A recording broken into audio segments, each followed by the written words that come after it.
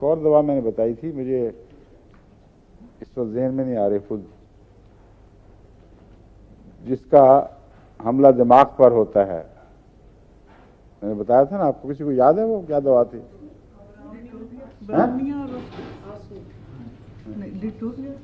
کیا اگر علاج غلط جی ایتھوزا ہے.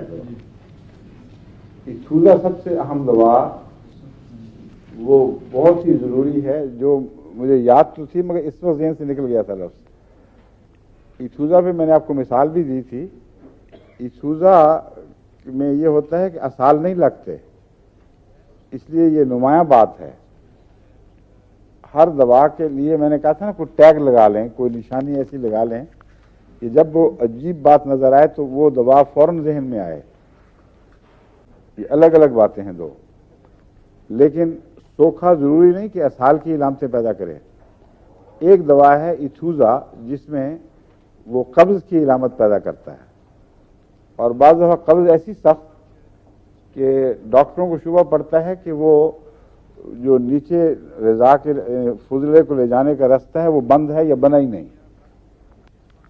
ایک ایسا ہی کیس ایک دفعہ میرے پاس آیا تھا جس کے متعلق سرجنوں نے فیصلہ کر لیا تھا کہ پیٹ چاک کر کے سوراخ بنایا جائے. ان کو یقین تھا کہ نالی کا راستہ ہی نہیں بنا، کیونکہ جب سے بچہ پیدا ہوا تھا ایک دفعہ بھی اس نے فضلہ نہیں کیا، اور سوکھے کی آخری حالت تقریباً پہنچ چکی تھی. میں نے اس سے پوچھا ماں سے کہ ڈاکٹر یہ کہتے ہیں کہ اس وقت بچے کی حالت آپریشن کے قابل ہے؟ تو انہوں نے کہا نہیں، اس وقت وہ کچھ دیر اس کو بلڈ کریں گے غالباً. یعنی اس نے یہ لفظ تو نہیں بولے، ماں تو بیچاری ان پڑھ سی تھی. جو تاثر میں نے لیا وہ یہ تھا کہ ہاسپٹل میں فوراً آپریشن تو بہرحال ممکن ہی نہیں ہے، کیونکہ اس کو تو چاقو لگا تو ویسے ہی مر جائے گا، لیکن کچھ عرصہ لگائیں گے. تو مجھے اس سے ہومیوپیتھک تجربے کا موقع مل گیا.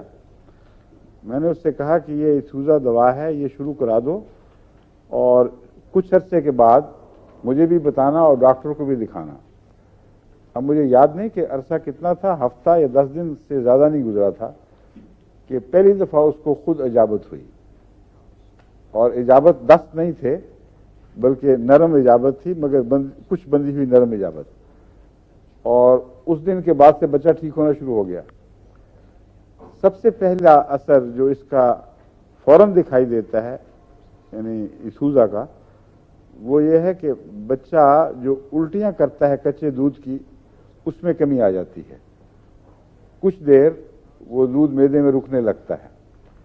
ورنہ ایتھوزا کی جو خاص پہچان ہے، ایک وہی کہ اسال کا نہ ہونا یا بہت معمولی مقدار میں اجابت ہونا. دوسری اس کی خاص علامت یہ ہے کہ الٹی کرتا ہے لیکن بھوک قائم ہے. عام طور پر متلی کے نتیجے میں الٹی کرنے والا بچہ تو دودھ سے بھاگتا ہے، وہ تو دودھ دیکھ کے ہی ہاتھ سے پرے پھینکے گا کہ میں نے کچھ نہیں پینا. لیکن ایتھوزا کا بچہ دودھ پیتا ہے، تھوڑی دیر لگتا ہے دودھ گرم ہوا، سارے کا سارا دودھ اسی طرح الٹ دیتا ہے، صاف ستھرا. وہ پھٹتا بھی نہیں. ابھی تھوڑا سا حصہ شاید پھٹ بھی جائے، مگر اکثر بے پھٹے دودھ الٹ دیتا ہے. اور اس کے بعد فوراً روتا ہے اور دودھ. اور وہ سارا دن کس طرح وہ دودھ اتنا پلائے؟ خاص طور پہ پاکستان میں تو ویسے بھی دودھ آج کل بڑا مشکل ہے ملنا، اور اس کا فائدہ کوئی نہیں.